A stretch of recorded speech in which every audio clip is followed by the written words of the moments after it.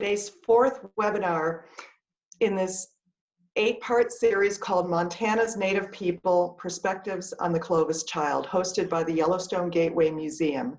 My name is Diane Chalfant, and I am a volunteer and board member of the Yellowstone Gateway Museum here in Livingston, Montana. The Clovis Child refers to the 12,600-year-old Anzac site in Park County, Montana, the oldest known burial site in North America. Since it was first discovered in the 1960s, the site and the remains of the child buried there have been the focus of cultural and scientific study. This series is career-oriented, and it's directed toward college and high school students, particularly tribal college students, who are considering careers in the fields related to our speakers' work. We've asked our speakers to talk about their work and their various perspectives on the Clovis Child site and their personal journeys toward their professions. In a moment, I'll introduce the museum's interim director, Karen Reinhardt, but first I'd like to go over a few housekeeping items so that you'll know how to participate in today's event. At any time during the webinar, you'll have the opportunity to submit your questions to today's presenter, Professor Eske Willerslev. Your questions will be anonymous. To submit a question, just type your question in the Q&A at the bottom of the control panel, and Karen and I will read the questions and share them with our speaker. As time allows, Professor Willerslev will address as many questions as he can during a Q&A session at the end of the presentation. We have many participants today, so I want to be sure that we can track and answer any questions that you may have. So again, if you have questions of our speaker, please use the Q&A tab at the bottom. We will be recording this webinar and we'll upload it to Yellowstone Gateway Museum's YouTube channel after the event. Finally, following the webinar, you'll have an opportunity to take a very short survey. We'll use the survey results to help us to continue to improve this webinar series. I'd now like to introduce Yellowstone Gateway Museum's interim director, Karen Reinhardt. Thank you, Diane, for the introduction and for all of your hard work. We'd like to thank Humanities Montana for funding the webinar series and Montana Office of Public Instruction for additional support. I hope that our viewers will register for the remaining webinar programs, which are held every Tuesday, 1:30 p.m. through December 8th.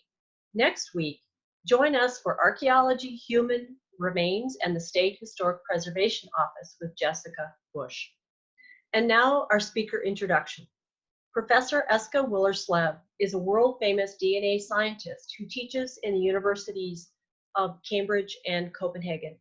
He has broad research interest in the fields of ecology and evolution, and is known for his multidisciplinary approach mixing archaeology, anthropology, paleontology, chemistry, physics, statistics, and mathematics, but also philosophy.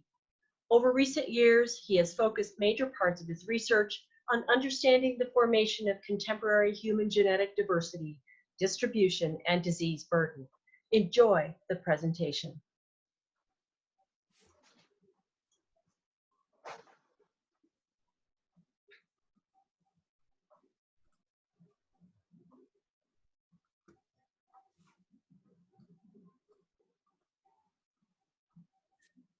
Can you see my screen at all, guys?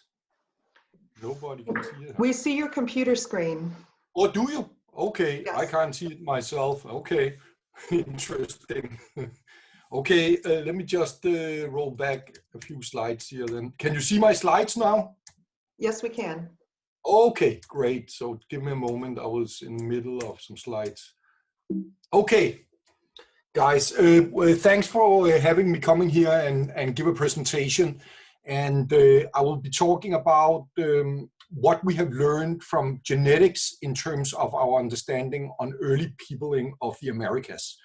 But before I go into, you can say, the science, this is also a talk I was told about, you know, yourself a little bit and your way into the research that you're doing.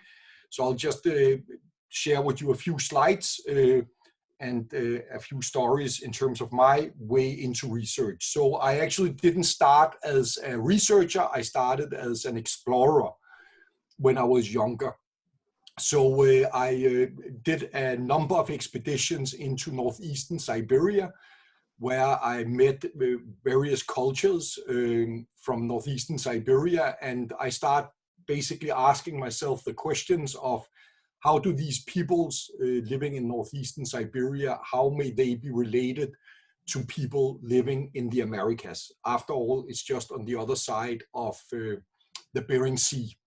And I also noticed during those years in the early 90s that you have many different peoples in northeastern Siberia speaking various different languages and having different lifestyles. Some are hunters, others are fishermen, and still others are reindeer herders. So I also lived there a period as a hunter, a trapper, and this is a very rough area to live in. I mean, the temperatures here are the coldest in the wintertime that you find on Earth, where humans are living naturally. I don't know in Fahrenheit, but in Celsius, it's in the range of -60 degrees Celsius. And you're living out there from hunting moose, reindeer, fishing, underneath the ice, and so forth. And it was really when I returned from that trip back in the early 1994 that I decided to become a scientist. And I pursued, among other things, the questions that I've asked myself when I was traveling in Siberia, namely, what is the relationship between Siberians and Native Americans, if any at all? And this brings me to the science part. So over the years, there has been, in terms of scientific theories on how the Americas were first populated, there's numerous. And, you know, it's based on linguistics, it's based on archaeology, it's based on genetics from living people, and more in more recent years, and this is what I will concentrate on, it's also been based on DNA studies or genomic studies from ancient remains. But as you can see here on the map, you have Siberia, northeastern Siberia out to the left, and you have North America and South America to the right. And, you know, there's everything from kind of the classical schoolbook example, the first humans entered from Siberia into North America through a land bridge. They were stuck in Alaska for a long time because there was two big ice sheets covering most of North America. Around 13,000 years, these ice sheets melted back, creating an interior ice-free corridor, which is about 1,500 kilometers long. And according to that model, humans went in there, they established the so-called Clovis culture with these huge spear points, and then they spread across North America and South America. According to that model, the first peoples in the Americas are the Clovis culture, and dating to around 13,000. Then other scientists have argued, no, this is wrong. There was people before that. They bypassed the ice caps by going along the west coast of North America.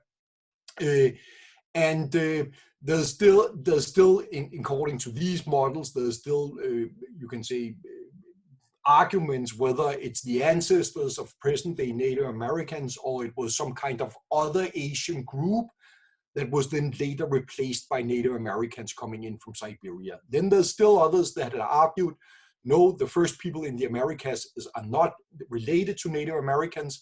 They came from Europe, for example. Some have suggested by crossing the sea ice in the Atlantic that went way more south than it does today.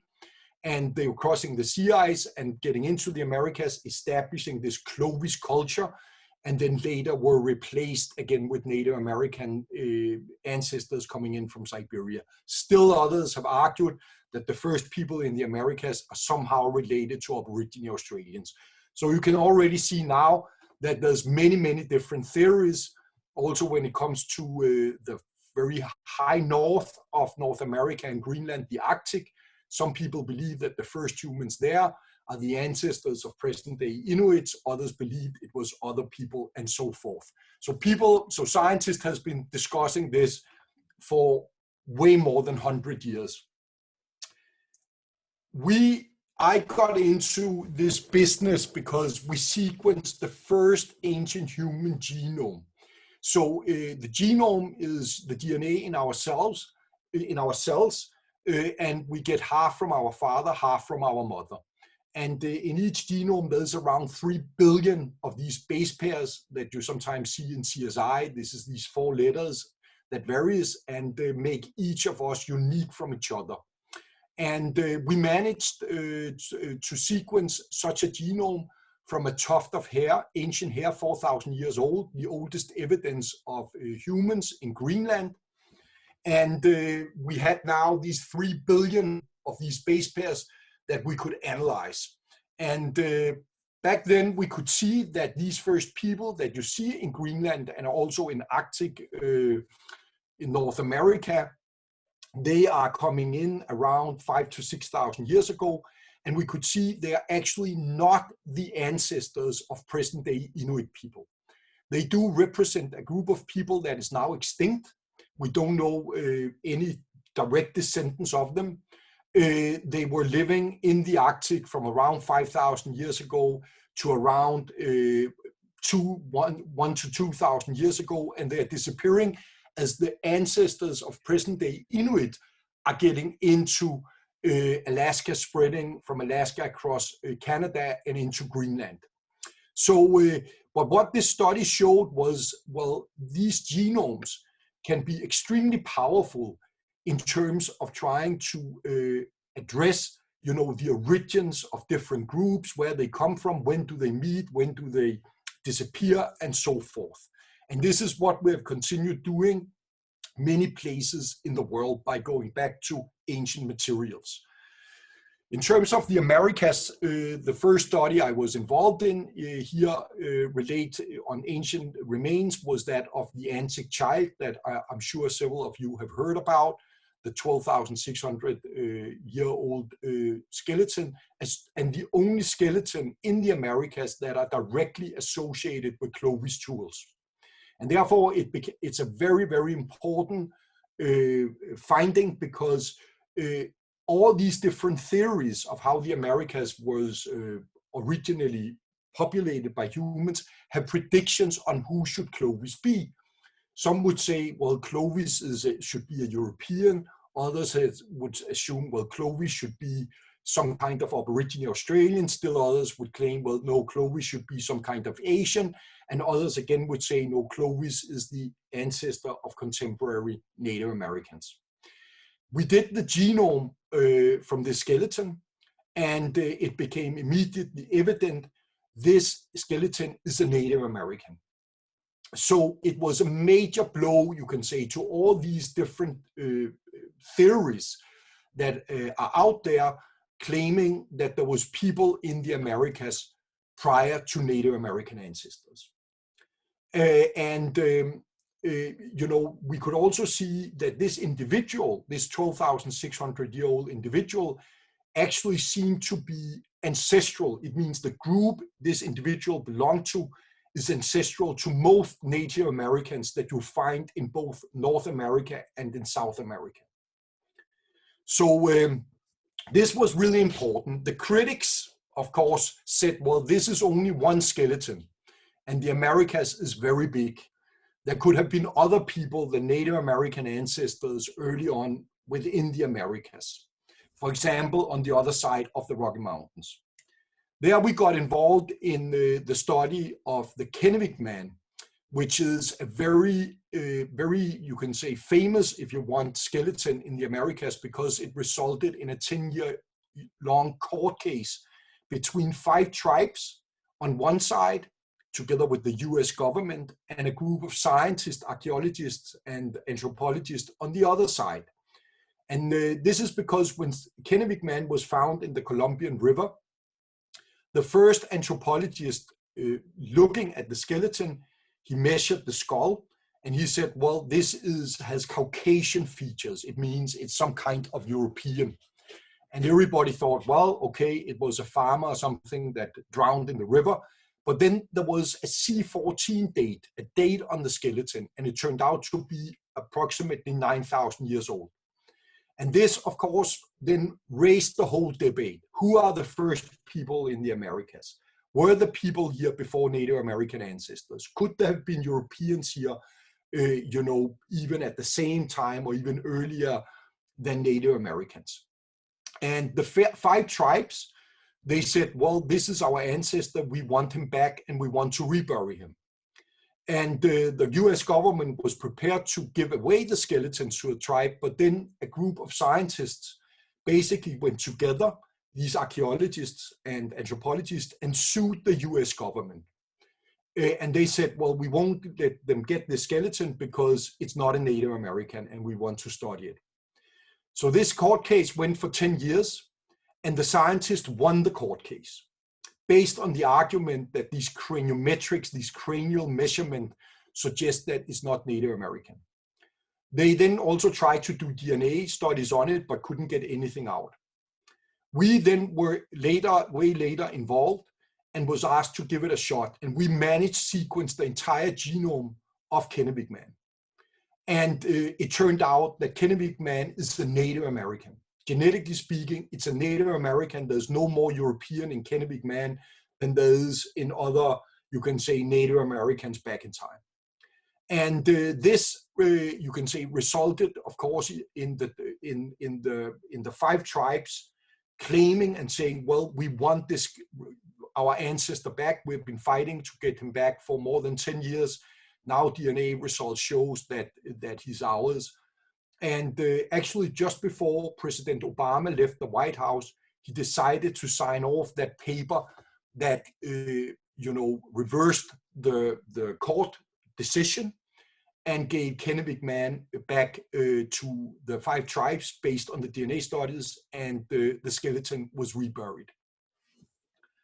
Eske, quick question. Can you maximize the slides on your screen? We've had some requests. Maximize, well, they should be maximized, actually. I'm sitting looking at a maximized version on my screen, at least. Oh, okay. We see your slides across the bottom and then 2 slides at the top, hoping that the major slides could be maximized. Let me just try something, just one moment here. Okay. Let me see if I can do like this instead. Let's see.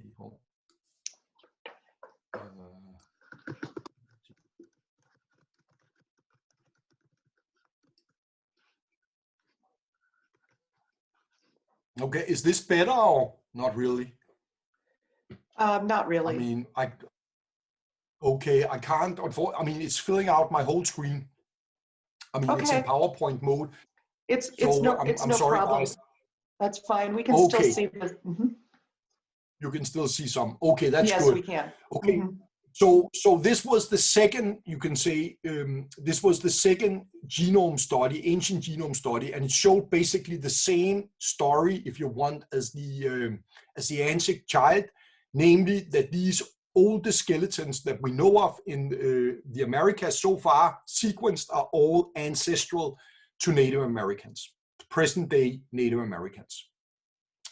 We got also involved in a skeleton called Upwardson in Alaska. And there we also sequenced the genome. This skeleton is around 11,000 years old. And what is very interesting and very unique about this genome of this skeleton is that this turned out to be the oldest branch known of Native Americans. So it's also a Native American. It's closer to Native Americans today than to any other worldwide populations that we know of, but it diversifies from other Native Americans already around 21,000 years ago.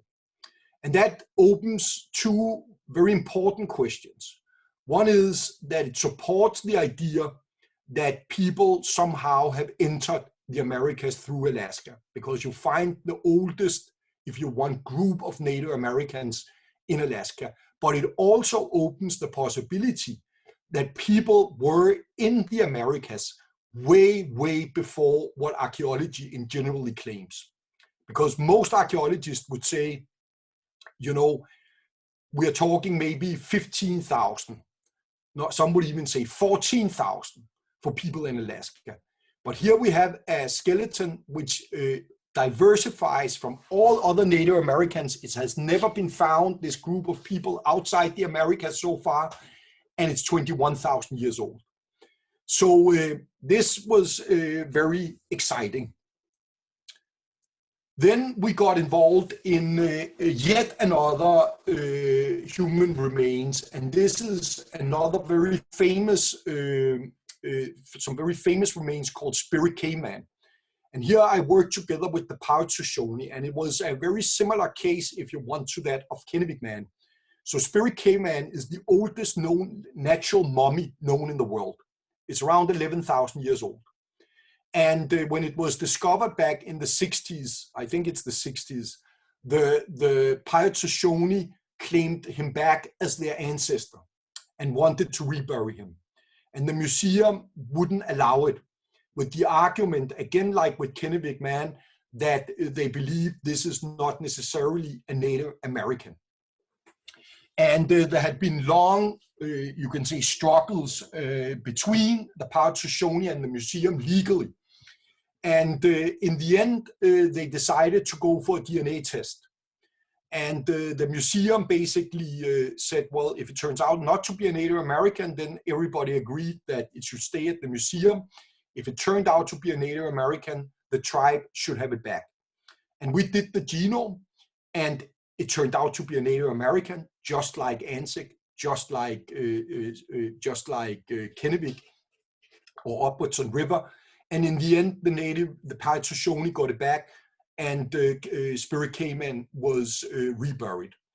That brings me into a very interesting observation, namely that the Clovis child, in terms of its genetics, and Spirit Caveman are very similar, extremely similar, even though one is found in the Great Basin and the other one is found in Montana. So they are very geographically very far apart, but they are genetically extremely similar to each other. And that brings me to the next skeleton, namely a skeleton from Lugar Santa in Brazil, in South America, has a minimum age of 10,000 years.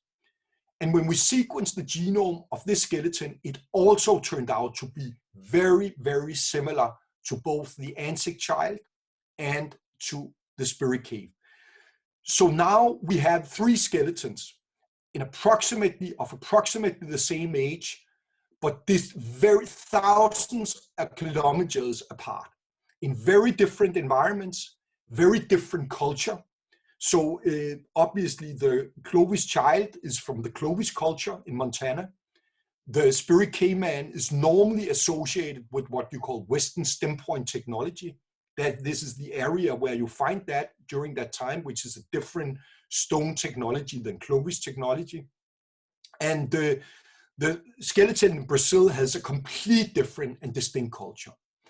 And what that tells us, and one can calculate on this mathematically, is the spread of people within the Americas. When they first bypass these ice caps, they take up the Americas, populate the Americas, both North America and South America, extremely fast.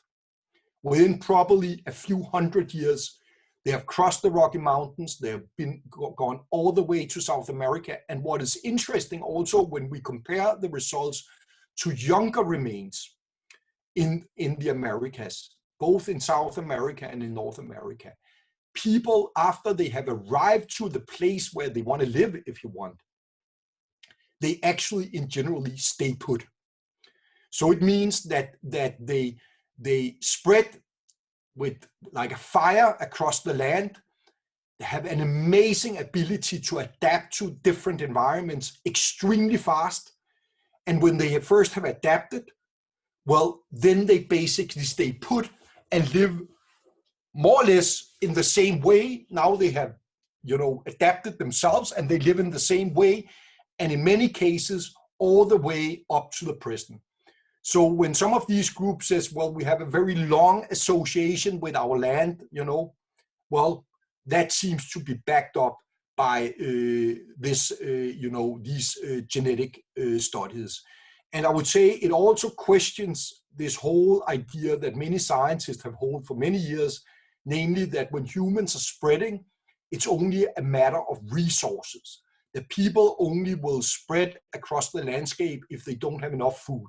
So the original idea has been, well, people come in to the Americas, you know, they're staying put where they come in until the population grows to such a size that there's not enough food resources, and some of them then moves and spread to the other place, and the whole thing repeats itself. But this is not what we see here. The only way I can interpret this pattern is these people were really adventurous. These are people that are entering a world and they want to understand the world they're entering, and they want to see it, and they're spreading into this unknown territory. Well, when did people then get into the Americas, and what route did they take? Well, first of all, it's important to remember that whatever archaeological find people are reporting, it will always be a minimum age for when people were here. You will never archaeologically find the oldest people that came or were in the Americas. And this is important to remember. For many years, the general notion was there was no people in the Americas and in North America before Clovis, before 13,000. I worked together with, and the oldest skeleton, well-dated skeleton we have in the Americas is in fact the Antic boy. There's nothing older. So I was contacted by this guy, Dennis Jenkins, who works, he's an archaeologist, he's working in central southern Oregon in a place called the Paisley Caves. And here he didn't find human remains, but he found a lot of dried feces. And he said to me, well, could some of this feces be from humans? And the thing is that feces will contain DNA of the animal or human who put it there, because it's running through our intestines. And when it's running through the intestines, it will leave cells from the intestines on the feces sample. And we DNA tested it, and we found, yes, it was Native Americans. And then when it was dated, it turned out to be around 14,000 years old. So about 1,000 years older than the oldest evidence of Clovis. So it's pretty clear that humans have been there longer than that. And now over the last few years, there's been accumulating evidence suggesting that people have been in the Americas at least, I would say, 15, 16, 17,000 years. And in a moment, I will show you another finding that brings that way, way further back in time. But anyways, how did they get in there, right? The classical example, as you can see on the maps below, where you see just the tip of Siberia and then North America, Alaska, and the huge ice sheets. The classical explanation has been, well, they came through this interior ice-free corridor. But you have to remember the interior ice-free corridor is 1,500 kilometers long. This is a very long walk, especially if you have nothing to eat. And while people have put a lot of attention on when did this ice-free corridor open, there's been very limited attention, I would say, in comparison in terms of what did it look like biologically. And here we could then take lake core samples from Canada, from places where there is lakes today, and there was also lakes at the time when the ice-free corridor opened. And then we can drill through the water column, through the ice, through the water column, into the sediments underneath the lake. And we can recover sediments representing different ages through time. And then we can retrieve DNA from these sediments, and we can actually, from the DNA, detect what animals and plants have been in this area across time. So what we can see is that when the interior ice-free corridor opens, you know, for the first until from around 13,000, 13 some plus thousand, until around 12,400 years ago, there's nothing there we can detect except bacteria and fungi. After that, you get like a steppe environment, kind of a prairie, and you get things like woolly mammoth, bison. This is the time where humans could start eating something, living from something in the interior ice-free corridor. After a few more thousand years, the landscape changes from a steppe or prairie into open populous forest, and you get animals like elk. And then after a few more thousand years, it changes again into boreal forest, as is the nature you see in this region today. And the animal life changes into things like moose. We can even detect when do you see the first fish, when do you see the first eagles, etc. But what is pretty clear is that at the time when we're sure that the humans south of the ice, there's not a viable environment for humans to live in the interior ice-free corridor. So it's very unlikely, in my view, that the first humans came through the interior ice-free corridor. They could have moved along the interior ice-free corridor later, but not at the time when we have the first peopling of the lower 48 states. Well, this about, well, how far back in time can people be found in the Americas? As I said, it's not that many years ago where people said, well, 13,000, that's it. Then things like Monteverde in South America, Paisley Caves and others came and said, no, it's at least 14, 15, 16,000 in that range. Well, very recently, we have been involved in an excavation in northern Mexico and in a cave in northern Mexico. And there you find stone tools dating back to 31,000 years ago. So I wouldn't be surprised, to be honest, that people have been here way, way longer than archaeology in generally accept at the moment. I'm very convinced about these things being stone tools, and it's a beautiful setting in terms of, you can say, sedimentation, there's no disturbances and so forth. I think it's a very convincing finding. So where do Native Americans then come from? Where do they originate from? Well, we scientists, we believe that all living organisms on this earth is related and has a common origin that dates back millions and millions of years ago. It also means that all humans on this planet are related to each other. And there's evidence, scientific evidence, suggesting that all humans originally comes out of Africa. And we come out of Africa around 80,000 years ago and spread to the rest of the world. See, the mystery in terms of, you can say, Native Americans is that there's actually no one outside Native Americans that look very similar genetically to Native Americans.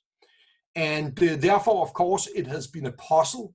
People say, well, they crossed the land bridge in Siberia into Alaska, but why do people in Siberia, even today, not look very similar to Native Americans? Yes, they are more similar than others around the world, but they're still quite distant. And we got a glimpse into that story. And we got it actually by chance.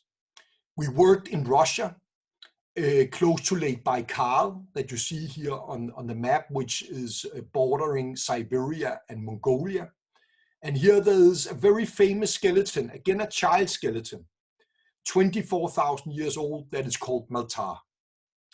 When we sequenced the genome of Maltar, we could see that Maltar has stronger similarity to Native Americans than any other living people outside the Americas. Okay, so about 1/3 of Native American genomes in the genome of Native Americans seems to derive from a group of people very similar to Maltar. And this group of people doesn't live today. We have never seen them today. So what's happened? Who are they? And we started exploring this, looking for other ancient skeletons. And here we found one at the Thejana site up in northeastern Siberia. This map to your right is kind of turned around on its head, but I hope you can see that you have North America with the big ice caps in the bottom and South America below that. And then you have Siberia on the top.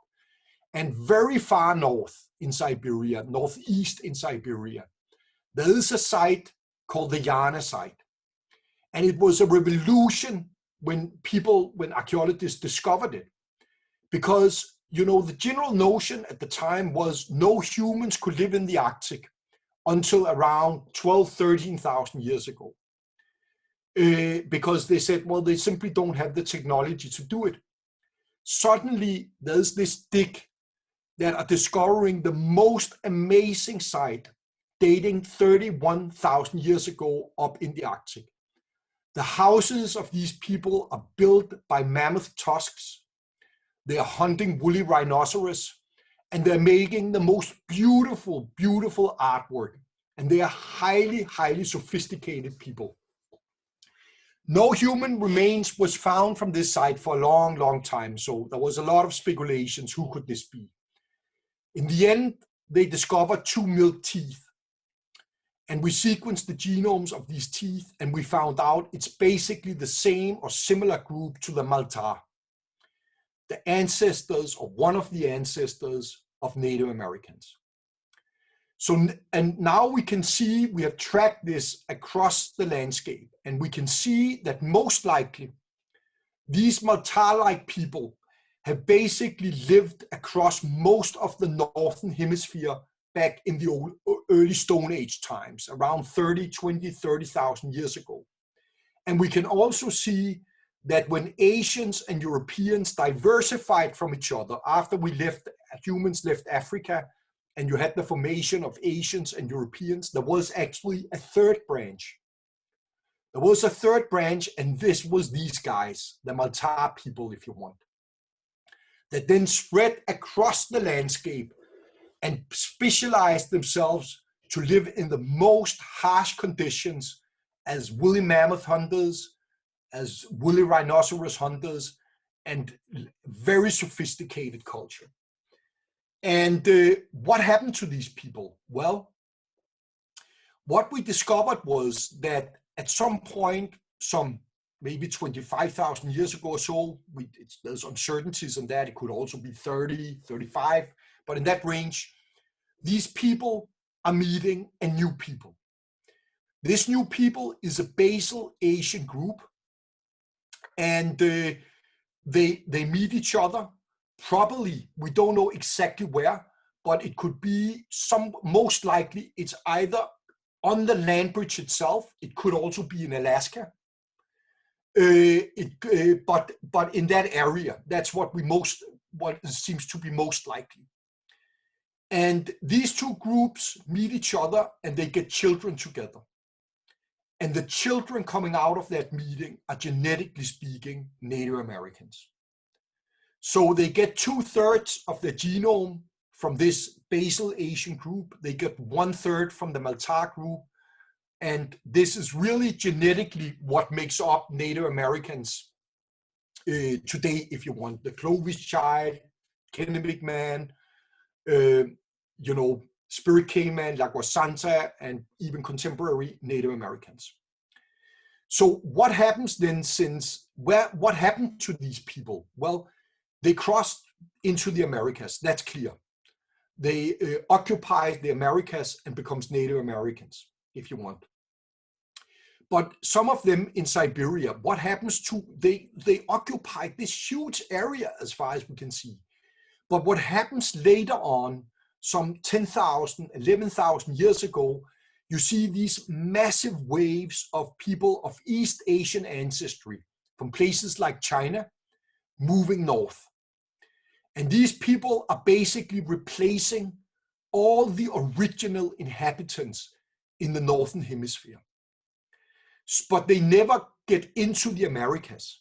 So therefore, this is the reason why Native Americans and Siberians today are very quite genetically different from each other.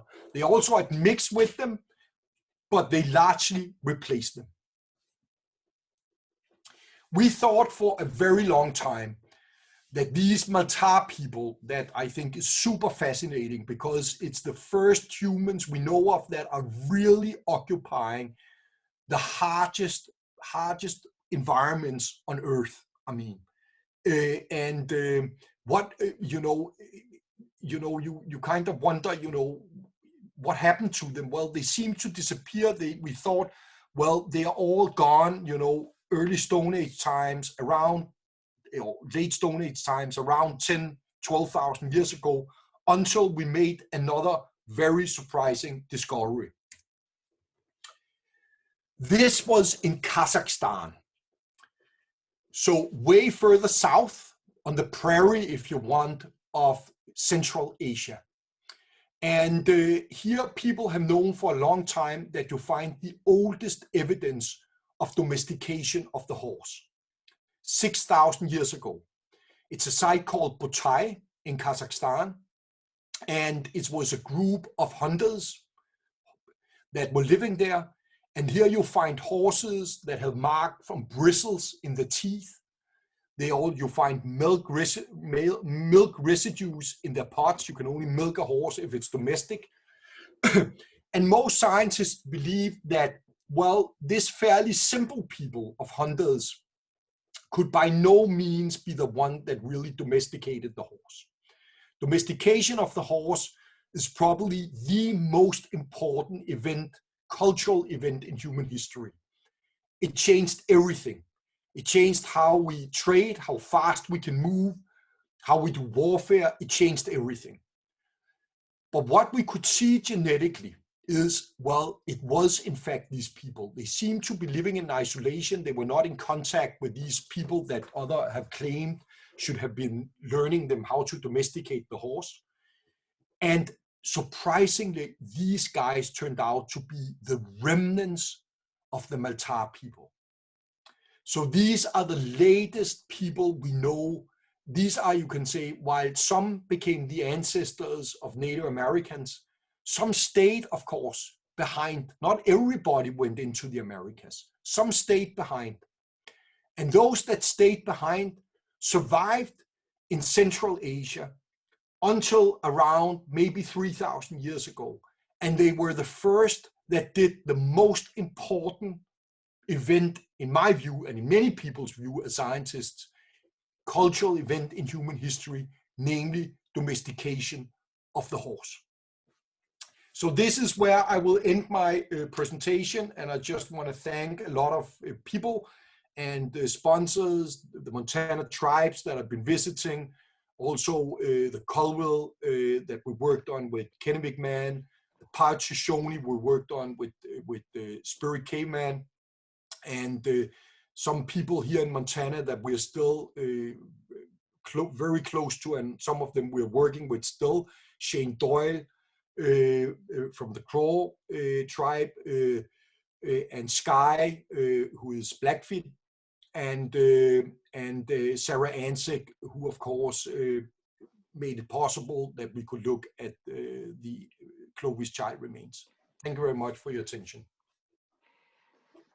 Thank you, Eske. That was a fascinating presentation. And I want to encourage our audience to use the Q&A at the bottom of the screen to present questions.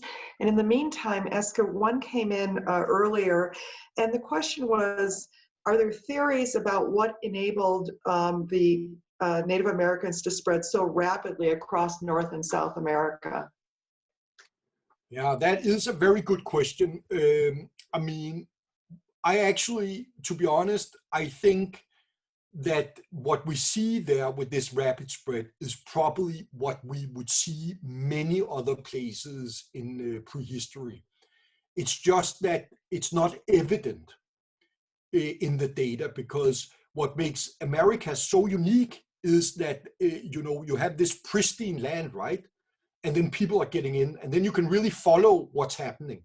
While in, places like Europe and most of Asia, there's layer on layer on layer of historical event and prehistoric events. So it's very hard to kind of track it in the same way as is possible with the Americas, which makes it so remarkable. We have another example of some of these incredible achievements in early human history. And this is, I would say, Aborigine Australians that we also are working with, and where we can see that these peoples basically crossed Southeast Asia, crossed the ocean to get into Papua and Australia, that at that time, back in time, also was separated from Southeast Asia 50 to 60,000 years ago. A remarkable journey. I mean, and it really tells us both the story of the Americas, how people spread and how quickly they adapted, and that of the Aboriginal Australians. I mean, I would say as scientists, I think we have totally underestimated the ability of people very early in history. I mean, there's been this general notion, you know, that they were kind of, you know, not very clever, and they couldn't really, you know, get into the very harsh environments, and they had to stay a long time to adapt themselves and all that stuff. And this is not at all what we see, right? I mean, they are more efficient than if I went around with my North Face equipment, you know, and should make the same journal. I mean, I would be struggling like hell. And these guys, you know, they just did it, right? And so, I mean, they're just amazing. I mean, people were amazing back then.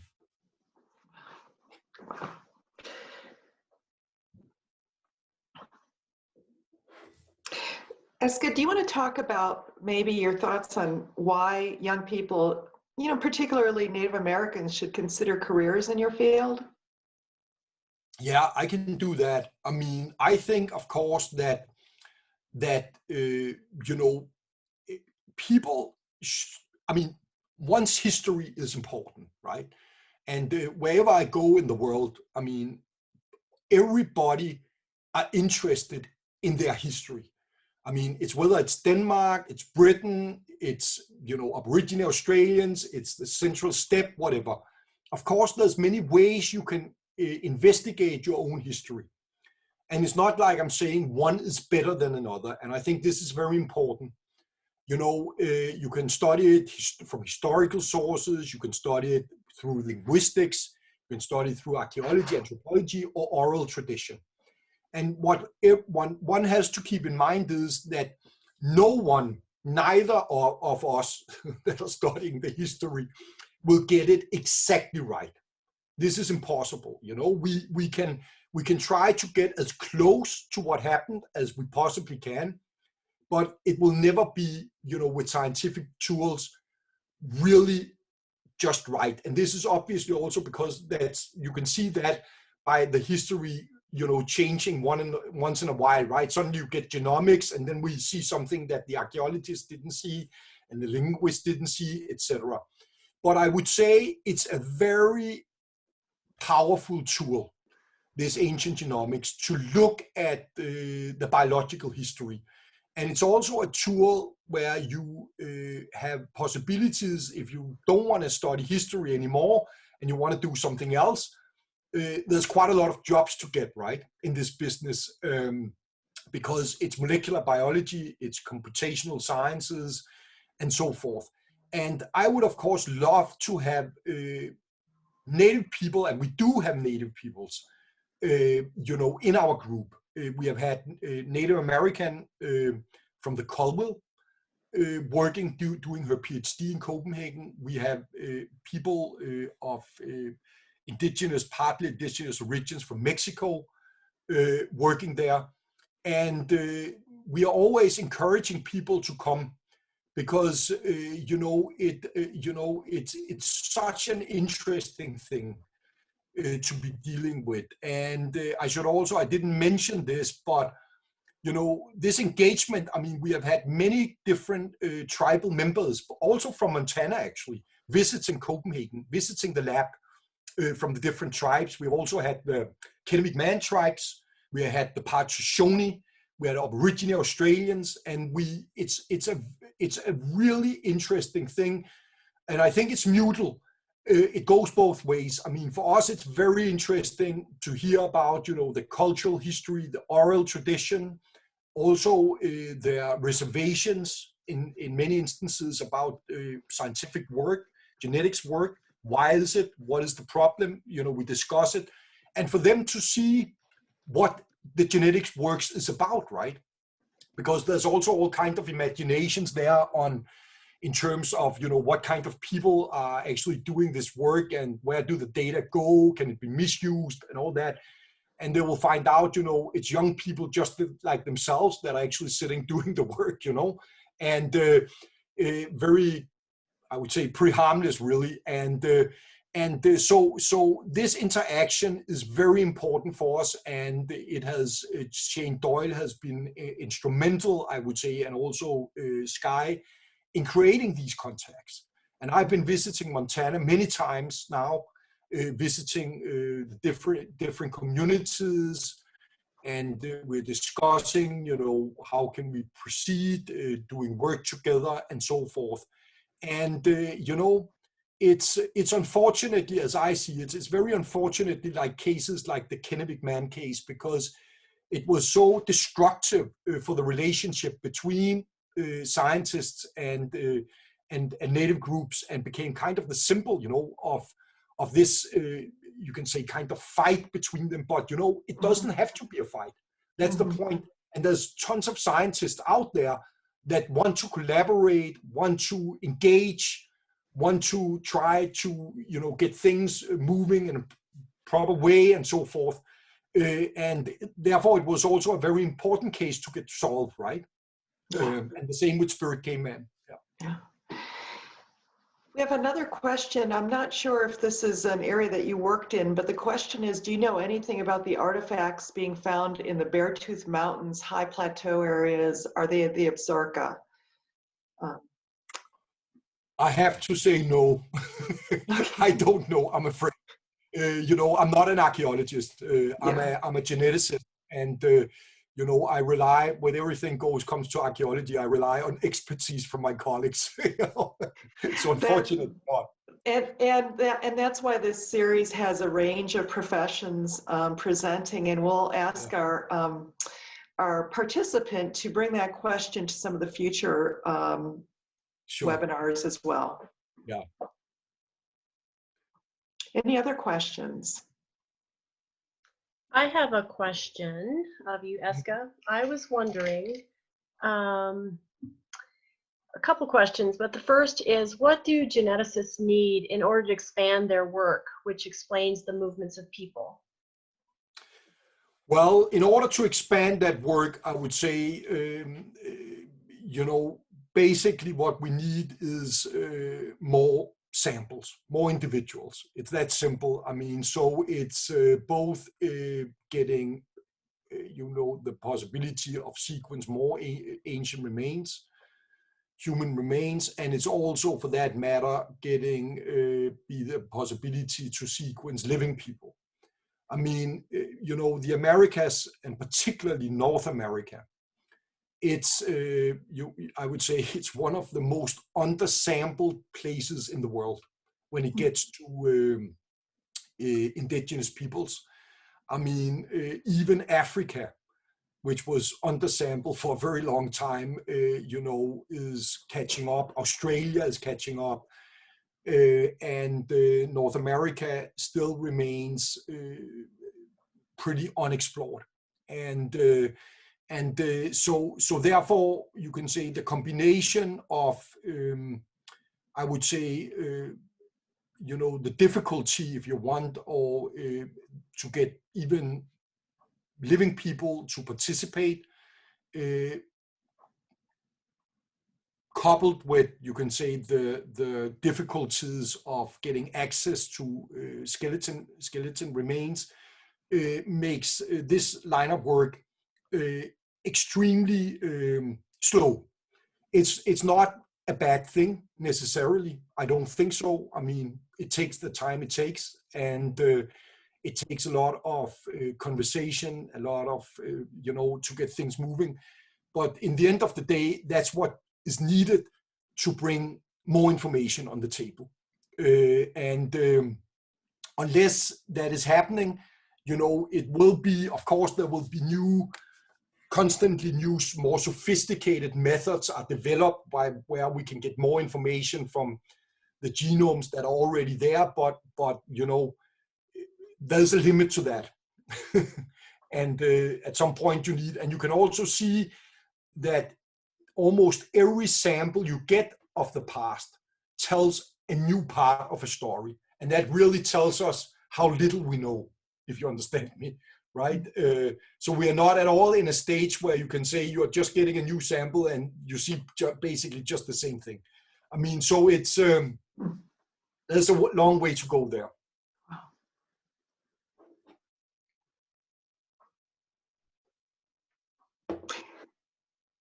Another question came in, and the question is, what groups in the world are the most genetically different from Native Americans? Ooh, yeah, that's a good question. That is some Africans. And the general notion is that the ones that are, you can say, most basal, most original, if you want, diversified, the earliest of living people today, of those that are living today, are the Khoisan of South Africa.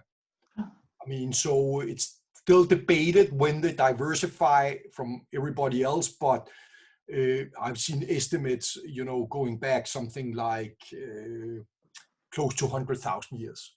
Wow. So they are, you can say, they, in that sense, I would say they are the most divergent in terms of non-Africans. It would probably be something like Aborigine Australians, I would assume. Yeah. Okay. Mm. Any other questions?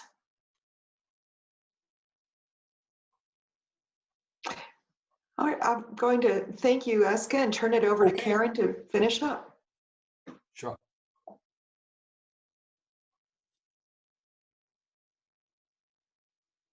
Unmute, Karen.